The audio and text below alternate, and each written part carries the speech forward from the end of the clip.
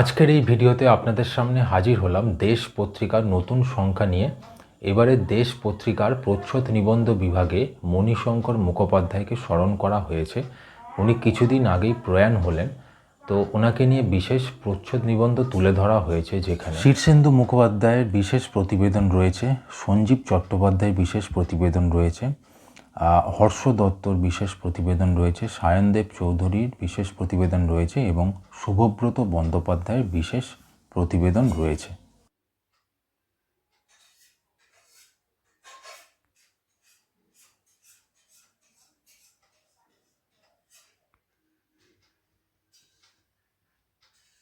এছাড়া তিনটে গল্প এবারে পাওয়া যাচ্ছে দেশ পত্রিকাটিতে।